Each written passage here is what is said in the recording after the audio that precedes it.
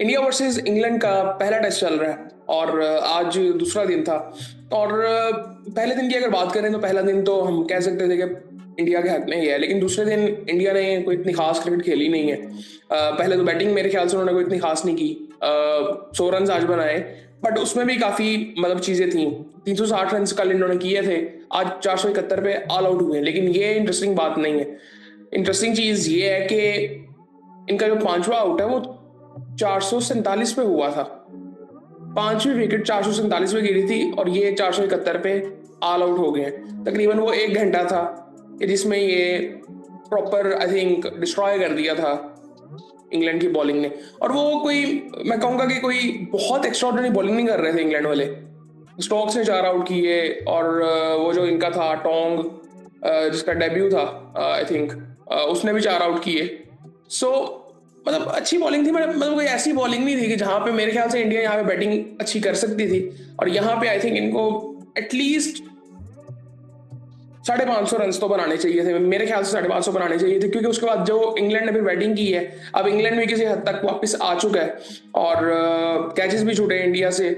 सो ये I think India ने थोड़ा सा, मैं कहूंगा कि अपने हाथ से मैच निकाल दिया है। बॉलिंग की अगर इंग्लैंड की बात करें तो क्रिस वॉक्स ने 24 ओवर्स किए तकरीबन और 103 रन दिए। ब्राइडन कार्स ने 22 ओवरों में 96 रन दिए। जॉश टोंग ने 20 ओवरों में 86 रन दिए, 4 आउट किए।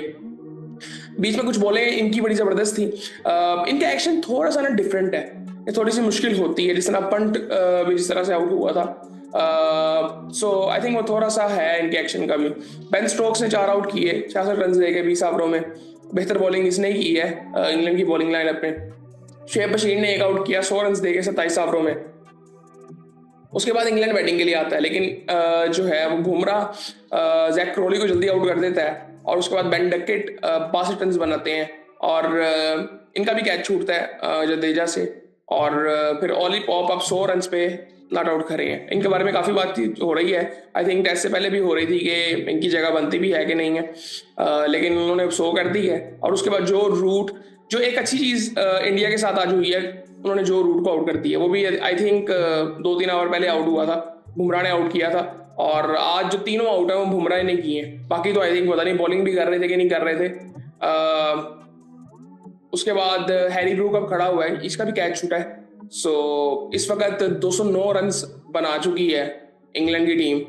और मेरे ख्याल से वो इन्होंने इतनी शुरू में ही ये बेहतर बैटिंग कर रहे थे, अच्छे इकोनॉमी से रन रेट से लेके चल रहे थे, लेकिन बाद में मतलब इन्होंने अब 209 रन बनाए। मैं ये नहीं कहूँगा कि बहुत अच्छे कर दिए। इंडिया भी आई थिंक इसी सिचुएशन में था कि तकरीबन 50 ओवरों में उनके 210 रन के करीब ही थे। और अब जो सूरत हाल है ना, अब इनकी बैटिंग देखें। अब यहाँ पे हम जो बात कर रहे थे कि इंग्लैंड की जो बैटिंग इतनी लंबी है, अब यहाँ पे उनको इस चीज का फायदा हो सकता है। अब हैरी ब्रूक इस वक्त खड़ा है, फ्रेश होगा बिल्कुल। ओली पॉप कल 100 पे फ्रेश आएगा। सो ये गोरे वो नहीं है कि 100 कर लिए अब थक जाते हैं तो फिर आउट हो जाते हैं। ये मतलब लंबी इनिंग खेलते हैं फिर मूड में हो तो। सो अब उसके बाद बेन स्टोक्स पड़ा हुआ है, जिमी स्मिथ पड़ा है और क्रिस वॉक्स है, फिर ब्राइडन कार्स है। सो यहाँ तक इनकी तो बैटिंग है, ये सारे बैटिंग कर लेते हैं। अब यहाँ पे अगर थोड़ा सा हम देखें, जो ट्रायल अभी पड़ी हुई है वो 262 रन की है। अभी काफी ज्यादा है। मैं ये कहूंगा कि इंडिया के हक में काफी चीजें हैं, लेकिन आप ये देखें ना कि बॉलिंग अभी की इसने है इंडिया की तरफ से। मतलब बुमराह ने 3 आउट किए 48 रन देके 13 ओवरों में। सिराज ने 14 ओवरों में 50 रन दिए, कोई आउट नहीं किया। प्रसिद्ध कृष्णा ने 10 ओवरों में 56 रन दिए, कोई आउट नहीं किया। रविंद्र जडेजा ने 9 ओवरों में 25 रन देके कोई आउट नहीं किया। शार्दुल ठाकुर ने 3 ओवरों में 23 रन देके कोई आउट नहीं किया। तो यहाँ पे अब ये थोड़ी सी वो चीज नजर आ रही है। और जायसवाल ने 2 कैच छोड़े हैं। इनका आई थिंक इनका भी फील्डिंग का थोड़ा सा इशू मुझे नजर आता है। पहले भी आई थिंक ऑस्ट्रेलिया वाली सीरीज में भी इन्होंने कैचेस छोड़े थे। सो फील्डिंग का थोड़ा सा इनका इशू नजर आता है, ये मोस्टली स्लिप्स में हमें नजर आते हैं। सो खैर ये सूरत हाल थी दूसरे दिन की। और आई थिंक इंटरेस्टिंग हो गया मैच, काफी इंटरेस्टिंग मैच हो गया। ये अगर बिल्कुल ही आई थिंक इंग्लैंड जो है वो लेट जाती तो आई थिंक मैच इंटरेस्टिंग होना ही नहीं था। और अब मैच मुझे लगता है काफी इंटरेस्टिंग हो गया और मेरे ख्याल से इंग्लैंड खींच लेगा मैच। मतलब मैं ये नहीं कह रहा कि इंग्लैंड जीत जाएगा, लेकिन ये टोटल के करीब करीब तो पहुंचेंगे, मे भी ज्यादा रन्स भी कर लें। और अगर ये वहां तक पहुंच गए तो फिर ये जान लगा देंगे मैच जीतने के लिए, और फिर इंडिया को बैटिंग अच्छी करनी पड़ेगी। अब इंडिया की बैटिंग में जो एक बुरी चीज ये हुई कि एक तो वो एकदम कोलैप्स कर गए 3-4 आउट जब हुए।